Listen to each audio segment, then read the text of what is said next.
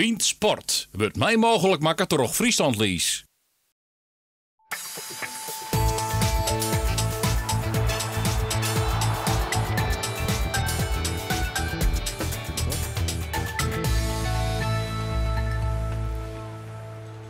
Goeien, het is vrijdag 21 oktober. Dit is Bient Sport. Mij aan tafel het grootste voetbaltalent van de Nederlandse voetbalvelden, Dely Sinkgraven, verder oud-sportjournalist Jaap Stalenburg en voetbaltrainer Jan de Jonge, die het voor het eerst praat over zijn ontslag bij Heracles Almelo. En na 4 wedstrijden 0 punten voetbal, waarmee wij het publiek in Almelo niet vermaken, dat er op dit moment beter is voor beiden om de samenwerking te beëindigen. Ja, Jan de Jonge, dat is gelukkig al even de vastzitter van Heracles Almelo, Jan Smit. Dreunt zo'n ontslag eigenlijk nog lang nooit? Nou, minder dan ik had verwacht. Het is zo dat ik ook dit jaar met een nieuwe selectie eigenlijk nog maar net aan de gang was. En, 4 wedstrijden? Ja, dat is nog niet zo heel lang en er moest een hele hoop gebeuren, dat wist ik. Waarbij ik wel al in de gaten had dat het vorig jaar natuurlijk wel meespeelde. Ik heb wel eens gekscherend gezegd, alle wedstrijden die we uit vorig jaar wonnen, dat hadden we thuis moeten doen en had ik er nu nog gezeten. Daar ben ik vast van overtuigd. Ja, praat aan verder, want we willen eigenlijk deze uitzending even positief uiteenzetten. En de man van de competitie ontnota, ja, dat ben jij eigenlijk, Dely Sinkgraven.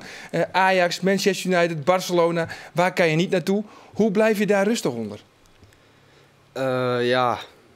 Je moet het gewoon zien als een compliment. En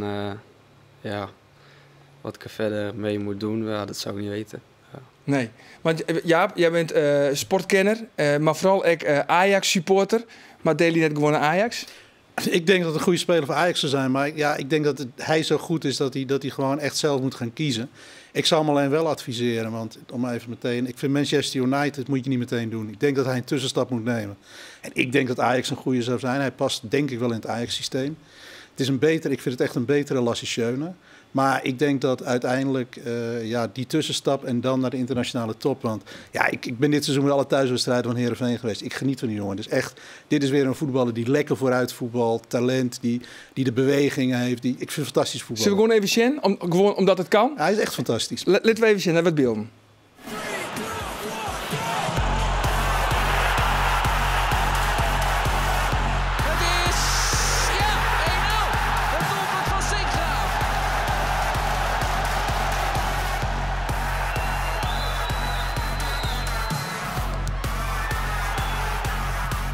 Sinkgraven, mooi. Oh, wat doet Sinkgraven dat mooi zeg.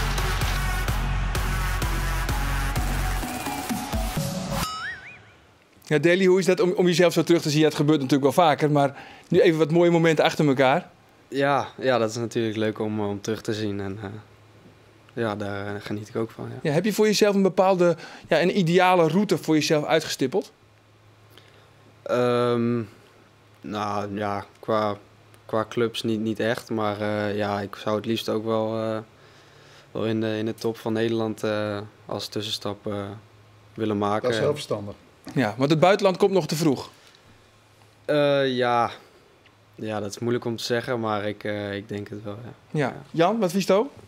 Ik denk dat hij in zijn eigen omgeving voldoende mensen om zich heen heeft die er ook heel veel kijk op hebben. Maar als Louis van Gaal belt met een vast omlijnd plan, dan weet je het ook maar zomaar niet. Want dat kan natuurlijk ook. Nou wil het wel lastig. Als toeschouwers van het Manchester United waar weet, daarom is het ook moeilijk. Daarom vind ik niet Ajax, hè? Ik vind al die adviezen van buitenaf vind ik heel mooi. Ook Gert-Jan zei, je moet het nog niet doen. Maar ik denk dat hij in zijn omgeving genoeg mensen zijn die dat ook kunnen beoordelen. En als Louis van Gaal bijvoorbeeld van Manchester United daar nog 3 jaar zit. En die komt naar Meppel om met hem te praten. En die heeft daar een goed plan bij. Het is echt een serieus plan. Want wat ik wel mee eens ben, ik vind hem ook heel erg talentvol. Dus bovenmodaal. En een bovenmodaal talent moet je ook bovenmodaal behandelen. Dus het is maar net hoe je er tegenaan kijkt. Ja, maar één ding. Ook Louis van Gaal en ook Manchester United. Bij dat soort clubs is het de waan van de dag. Ik zeg je één ding. Als Van Gaal nu 5 wedstrijden op rij verliest en heeft de Engelse pers tegen, dan is hij daar ook snel weer weg. Daar kun je geen 3 jaar plannen mee maken. Nee, maar Bastien Sokol gaat naar Feyenoord. Wat is het verschil? Dus het is maar net, dat is ook niet aan de orde nu. Het is straks misschien een keuze maken en daar zullen ze wel overwegen moeten doen. Ja, en dan zeg ik al, je moet nooit niks uitsluiten. Nee, Basse Sikolu, is dat wel een beetje een angstscenario eigenlijk, hoe het ook kan gaan?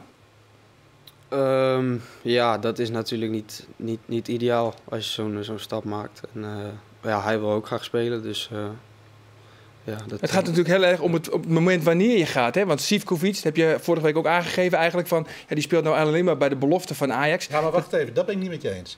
Sivkovic, ik ga je niet het beleid verdedigen, maar dat sluit een beetje aan bij wat Jan zegt. Daar is een plan mee gemaakt. En in dat eerste jaar, die jongen is 17 jaar, 18 jaar, die komt uit de provincie. Die mag zich een jaar aanpassen in Amsterdam. Maar zou jij dat kunnen, Daly? Ja, nee, ik zei ook wel dat ik daar kan ik niet over oordelen, omdat ik zijn plan... Maar zou je het willen? Als Ajax komt en ze zegt van we gaan je eerst gewoon een bepaald plan op jou toepassen in het eerste half jaar. Hij is veel verder dan Sivkovic. Veel verder. Ja. En het belangrijkste is wel wat jullie al een paar keer zeggen. Er moet een heel goed gefundeerd plan omheen staan. Nou, en dat gefundeerde plan kan ook zijn dat hij nog 2 jaar bij Heerenveen speelt en noem maar op. Dat kan allemaal. En ik vind nu ook, we moeten hem daar ook niet te veel mee belasten. Hij moet lekker voetballen. En dan ziet hij het vanzelf wel. En daarnaast zeg ik al, er zijn genoeg mensen in zijn omgeving die er ook veel verstand van hebben. Ja, want Daly, ga je in de winterstop al? Dat weet ik niet. Wat denk je? Spreek je eens uit, kijkt toch niemand? Nee, ja, ik weet het niet. Ja, zoals Jan ook al zei, als ze met een plan komen en ik zie dat zitten, dan weet ik niet wat er gaat gebeuren. Ja, Ajax heeft natuurlijk al eerder interesse getoond, dus het zou logisch zijn als jij ook al aangeeft eerst naar een topclub in Nederland, dan zou Ajax een logische stap zijn. Ja, dat denk ik wel. Ja. Mocht hij al gaan in de winterstop, Heerenveen het zelfs al een behoorlijk snelle selectie. Hoe zorg je hem dat je doen? Ja, ik vind het heel moeilijk. Ik denk dat Jan heeft er jaren met de jeugdopleiding gezeten. Die kan zien wat er aan talent is. Ja. Ik zou me zorgen maken als ik Dwight Het is wel zo, was. ik kijk zo nu en dan op televisie. Voor mij was het bij jullie, zag ik een shot van de training. En dan denk ik 3 jaar terug en dat was A1 tegen de belofte. Die speelden daar onderling. En nu vond ik daar bijna de helft, of meer dan de helft zelfs, terug bij het eerste elftal. Nou, ik denk niet dat Heerenveen in staat is om alles met eigen jeugd op te lossen. Dus daarin hebben ze al een groot geluk gehad dat er echt veel talenten zich hebben aangediend. Maar het houdt wel een keer op. En ik denk dat dat wel een beetje in de buurt komt. Want anders gaat het veel te geforceerd. En dat gaat ten koste van de resultaten. Want de eerste helft wordt, hoe je het ook went of keert, beoordeeld op de resultaten. Ja, zullen we even zien naar wat Dwight Lodewegens derde hoe uit, hoe die hele snelle selectie. Natuurlijk hebben wij een smalle selectie, maar daar mogen wij het niet opgooien. We zijn hartstikke fitte jongens, we hebben een hele jonge ploeg en daar zijn we mee aan de slag en daar doen we hartstikke mooie dingen mee. Maar ja, de selectie is inderdaad smal. Ja. Ja, maar dat heeft hij ook al lang gecommuniceerd naar boven toe, zeg maar. Daar weten we alles. Daar zijn geen verrassingen bij. Nee. Dat wordt straks ook opgelost in de winter. Nou, dat hoop ik van harte dat er gaat gebeuren en daar zijn we met z'n allen ook op zoek naar. Ja. Ja, dan moeten dus versterkingen komen. Nou jongens, laten we gewoon speculeren. Wat zou een versterking wensen van Heerenveen? Nou, wat ik een beetje zit, en Jan kent die wereld net beter. Kijk, ik zie dat heel veel clubs goede spelers uit de Jupiler League halen op dit moment. En ik vind dat Heerenveen, en ik begrijp het commerciële verhaal erachter wel, ook nogal snel naar Zweden, Denemarken of waar dan ook naar Noorwegen reist. Ik denk dat het echt veel beter gescout kan worden in die eerste divisie. En bedoel je dan bijvoorbeeld een Thomas Dalgaard? Die bedoel ik. Ja, die bedoel Ja, ik ben altijd heel voorzichtig met speeltechnische meningen, daar hebben trainers voor. Maar ik zie ook clubs, ik zie ook dat er veel scorende spelers op dit moment in de Eredivisie zijn, die vorig jaar nog in de Jupiler League speelden. Ik denk, Volendam is een mooi voorbeeld. Volendam is mooi voor precies. Ja. En daar lopen een aantal spelers rond en nu weer. En Veerman hebben we vorig jaar toevallig zien spelen. Of toevallig, natuurlijk niet toevallig. Maar die speelde tegen een belofte van Heracles. Toen scoorde trouwens Treutger in 20 minuten 3 keer. En hij scoorde 4 keer met Volendam. Toen dachten we, wie is dat? Toen mocht hij nog weg. Ja. En toen werd Kramer volgens mij verkocht. En toen is hij gebleven. Kramer vind ik goed. Kramer vind ik ook zo'n voorbeeld. Ja, want jij nou Dalgaard, die kost volgens mij 8 ton. Daar is 2 keer een Robert Muren voor, om maar eens een speler te nemen. Nou, dat is mijn punt. En ik denk dat Nederlandse clubs, en je ziet het nu inderdaad met Bakker en Veerman, dat je inderdaad veel beter in de Jupiler League moet kijken. Omdat, kijk, het is misschien speeltechnisch, het is niet om aan te zien, vind ik persoonlijk. Ik vind het niet leuk om naar te kijken. Maar je ziet daar wel talent. Ze krijgen daar de kans om te spelen. Ik denk dat voor scouts een heel belangrijk gebied wordt. Als je ook ziet dat bij heel veel clubs scouts de hele wereld over reizen. Die bekijken competitiewedstrijden in Chili, in Paraguay, op de Maagdeneilanden of nog verder weg. En ze weten niet wat er bij Volendam of bij een andere club gebeurt. Ja. Op Emmen. Het is wel dat je constateert nu dat je bij Heerenveen heel veel spelers waarvan je het wel of niet had verwacht. Maar dat maakte vroeger niet uit, want ze kregen de kans niet. En nu wel. En dus zie je nu ook heel veel verrassingen. Nou, dat zou natuurlijk ook met een doorgebroken speler in de Jupiler League ook kunnen gebeuren. De doorgroeimogelijkheden, ja, die kun je pas beoordelen op het moment dat ze de kansen krijgen. En dan moet je natuurlijk wel weer heel goed kijken van welke spelers daar dan voor in aanmerking komen. Want dat is dus topscouten. Nou, en daar kunnen heel veel clubs nog heel veel van leren. Echt heel veel. Dat heb ik ook gemerkt de laatste jaren, dat heel belangrijk is. We praten aan vierde, want alle weekend heel even wat oors. Want alle weekend zorgen we in Uzerigen, mijn club, bij een Friese amateurvereniging. En Joert binnen dat de honk- en softballers van de Drachten Diamonds.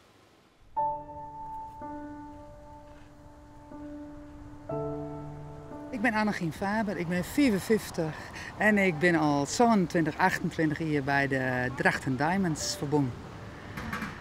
Ik softbal in het eerste damesteam, samen met mijn dochter en nog 12, 14 orenvrouwen. En mij heel veel plezier. Het is een way of life, zeggen ze. En in Amerika is dat natuurlijk volle bekende, maar hier in Nederland ben we vrij onbekend. Het kost een hele prototype. Een gemiddelde wedstrijd kost oorloeren, maar je bent al oorloeren van tevoren bezig om in te gooien, in te slaan, in te spelen. En na de tijd nog een keer zo volle tijd om alles weer uit te brekken en alles weer op te ruimen en even gezellig na te zitten. Dus de beste zijn dikke hele dag mee bezig. En het is alleen in eigen wedstrijd en in eigen speeltje. En meestal kun je dan ook nog een bij de Mali of bij de andere teams zien. Dus ja, de beste zijn voor de vliegt dit de dag om. Wie wil dat nou net? Ja, lekker mijn knuppel omslaan, helemaal als lekker, nou, niet zo leuk best of wat, dan denk ik, dan is het heerlijk. Ja, de ultieme vrouwendroom, denk ik weet het net. Ja. Show them all that we're a team and insane. What are we gonna do? Play! How are we gonna play? Play! What are we trying to do? Win! Let's go!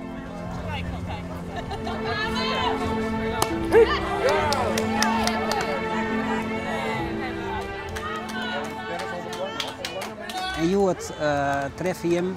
De blokes uit Veendam, dat zijn onze aardsvijanden. Maar ik degene die het dichtst onder u staan. That's it! En als je hem Joert winnen, wat dan? Dan worden we kampioen. Ja, dan zijn we kampioen dit jaar. En ga je hem winnen? Ja.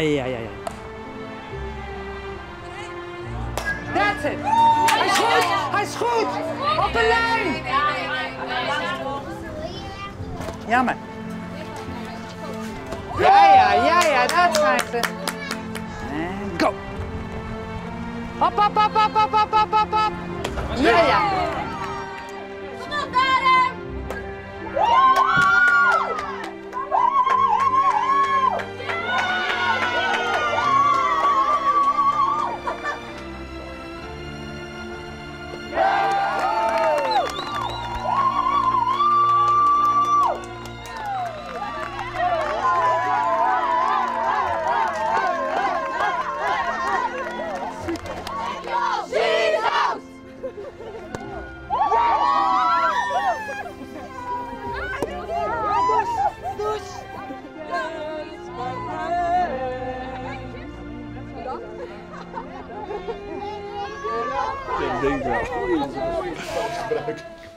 De Drachten Diamonds. Jongens, Jan de Jonge, heeft jouw competitiewedstrijden, dan wordt bekendmaken, dan stist je op stritten.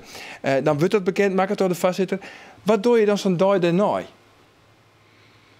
Ja, nee, maar dat is natuurlijk daarvoor al, het is geen verrassing. Dus ik was, dat snap ik. Maar dan is winst, het verlies of de Excelsior was mijn laatste wedstrijd, sowieso. Maar dan is het bekendmaken en dan? Nou ja, heel letterlijk gezien heb ik er gezeten. Ik heb het aangehoord. Ik heb gezegd, nou ja, ik zal wat mensen bellen en die regelt de rest. En ik ben naar huis gereden.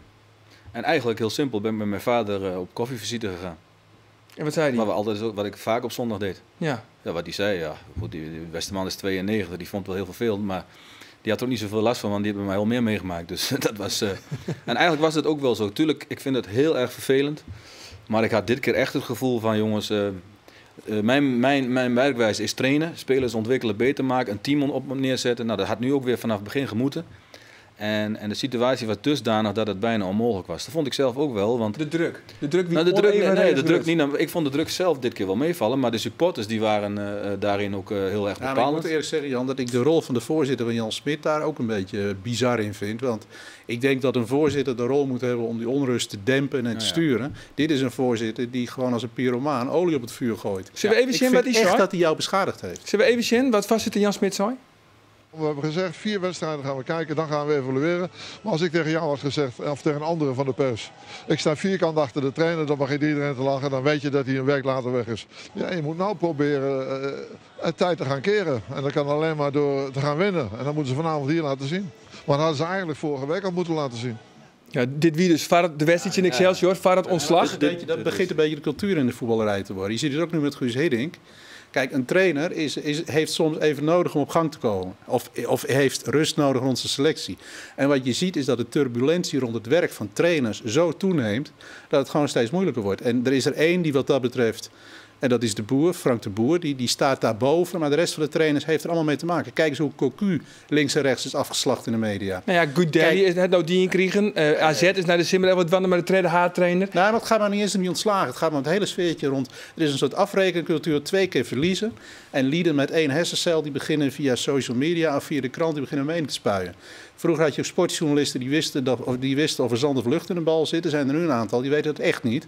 Maar die gaan wel meteen de eerste vraag na 2 verloren wedstrijden is: denkt u dat u nog lang in functie bent? Of die gaan de voorzitter bellen. Het hele sfeertje rondom die trainers. En ik denk dat Jan dat in Almelo echt extreem heeft meegemaakt. Dat is ook niet goed. Want Jan Smit die gedraagt zich hier als een pyromaan die olie op het vuur gooit. Echt. Ja, maar het is heel stressvol. Het trainerschap is een stressvolle baan, toch? Ja, het gekke is, dat is zo, absoluut, 100%. Want dat heb ik, kijk, bij Heerenveen heb ik dat wel meegemaakt. Bij de Graafschap veel minder, maar dat past dan ook net. Maar nu had ik er wat minder last van, want ik vond dat we met de spelersgroep niet slechter, zeker niet veel beter werkten dan het jaar ervoor. Omdat we een aantal dingen hadden konden doen, ook op het gebied van fysieke ontwikkeling enzovoort. En dat vonden de spelers ook. Dus die hebben ook nog de dinsdag voor Excelsior met nadruk aangegeven van we willen absoluut door met elkaar. Nou, dat is eigenlijk ook de belangrijkste reden geweest dat het niet voor die tijd al misging. Nou ja, en dan daar heb ik ook wel wat sturing in gehad. Dus ik heb ook gezegd, van, dat enige wat ik kan doen is heel veel energie steken in het proberen om het team op poot te krijgen. En de rest heb ik ik vind jou een fantastisch trainer. Ik wil alleen maar goede verhalen over je. Maar dat spel eromheen, daar ben je te eerlijk voor. Er is zoveel politiek spel rond trainers op dit moment. Ja. Daar hebben de ouderwetse vakmensen daar last van. Ja, maar dan denk ik ook van, en dat moet je misschien dan ook, dat moet je zeker, niet misschien, dan moet je slimmer in worden. Aan de andere kant moet je ook, ja, misschien twitteren, ja. Maar je moet jezelf ook kunnen zijn.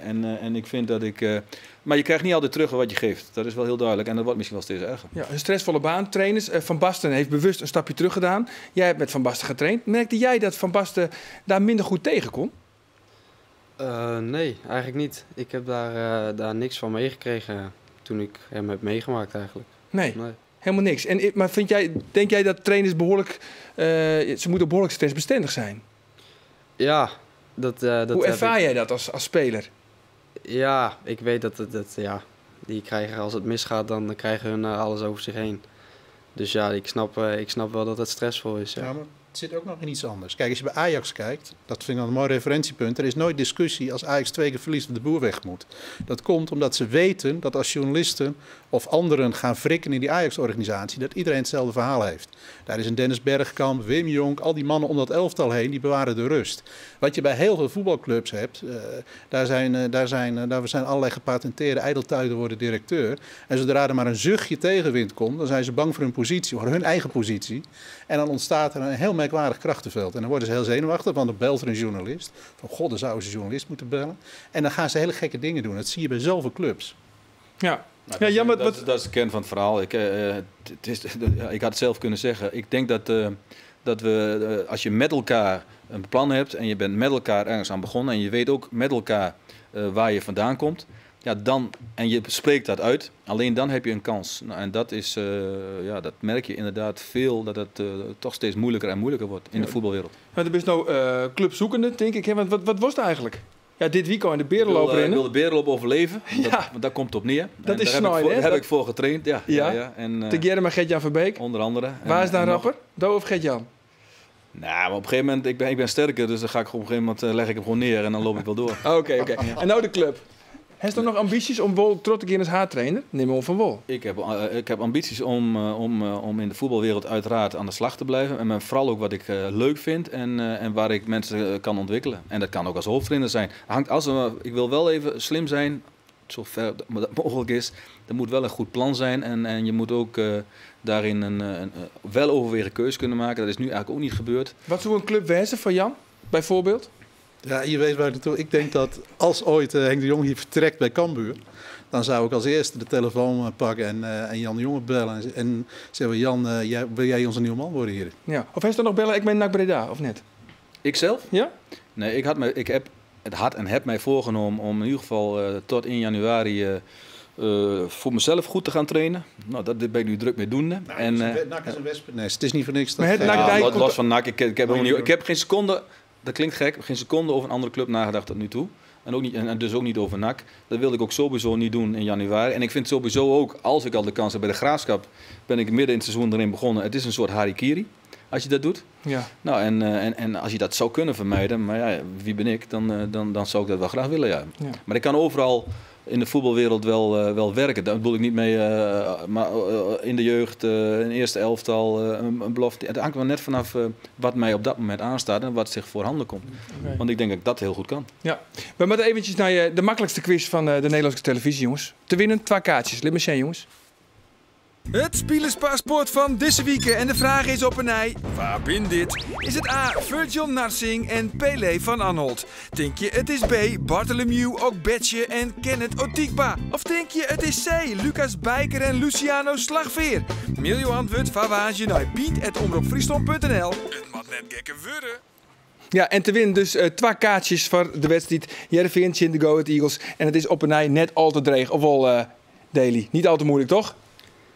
Deze quiz. Nee. Ik vind het sowieso van niet, nee. Nee, je vindt het heel vrij makkelijk. Hey, kan jij de fans die nu zitten te kijken geruststellen dat jij het seizoen afmaakt bij Heerenveen? Stel ze eens gerust. Ja, nee, dat wil ik liever niet zeggen, omdat ik ze... Ja, ik weet het zelf ook nog niet. En dat is eerlijk? Ja, dus dat is moeilijk om nu te zeggen. Ja. Ja, door wie laat jij je adviseren? Vooral ook door je vader? Ja, die heeft daar zeker een stem in, ja. Oké, nou dit weekend zijn natuurlijk ook 2 wedstrijden. De wedstrijden van zowel Cambuur als van Heerenveen. Ben zelfs te volgen bij u op de radio. Sneun, dan is Twente in Heerenveen. En daar is dan verslagjouwer Roelof de Vries. En daar later is het dan Willem Twaartje in Cambuur. En daar doet Geert van Thun het verslag. Ja, dan krijgen we natuurlijk het duel straks in Enschede. Sieg Sinkgraven zeker? Ja. Ja, toch? Zo wil ik het niet noemen, maar ja. Wordt een leuke pot. Maar als spelen ze wel redelijk ver van elkaar af. Ja, oké, maar waar is beter? Waar is beter? Ze komen ook ongetwijfeld kom je elkaar een keer tegen natuurlijk. Voor de wedstrijd. Ja, voor de wedstrijd met een handje geven. En de afloop. Waar is completer? Ik denk dat het op zich op termijn een heel simpele vraag is. Ik denk dat Daly vanuit natuur en vanuit zijn hele manier van doen een echt is. Ik denk dat geldt ook wel voor Hakim trouwens. Met Hakim hebben we een lange traject moeten doorlopen, met name op het mentale vlak, om hem zo ver te krijgen. Dat is een heel verhaal geweest. Aan de andere kant, die kunnen dan ook weer zeggen van, komen ze daar doorheen, dan zijn ze misschien ook wel geschikt voor de absolute top, want hij is gemeen genoeg daarvoor. Maar Daly is meer in zijn manier van voetballen is hij gevoeliger. Op een of andere manier. En hoe je dat precies moet samen... Sommige dingen kun je ook niet samenvatten, want ze zijn totaal niet met elkaar te vergelijken. En dat is wel mooi, terwijl ze allebei technisch zijn, ze zijn begaafd, ze zijn gracieus om naar te kijken. En toch zijn ze heel anders. Nou, dat moet je ook mooi zo laten, denk ik. Ja. En ik vind ook dat een vergelijking totale onzin is, want het zijn allebei hele goede voetballers en ze komen allebei van de voetbalacademie van Heerenveen. Nou, daar zijn we ook met z'n allen blij mee. En het vertrek van Hakim kwam jou eigenlijk helemaal niet zo slecht uit, toch? Nou kan jij ook wat meer op je eigen positie staan en jezelf profileren en laten zien hoe goed jij kan voetballen. Ja, dat is inderdaad misschien een beetje gemeen. Het kwam goed uit dat hij wegging, ja. Maar linksbuiten... Nou, dat was jouw positie gewoon niet, linksbuiten? Nee, maar ik vond het natuurlijk niet erg om daar te staan. Want ik speelde wel en dus dat vond ik niet erg. Oké, nou we zijn allemaal heel erg benieuwd waar jij na de winterstop speelt. En jij zelf ook, heb ik het idee. Ja. Oké, heren, tierentank van je komst. Ontstaat 4, manje, dan ben wij er weer. Dan wij een gewone bient. Van nou nog een hele gezellige joen. En dan verst een goed weekend. Dag.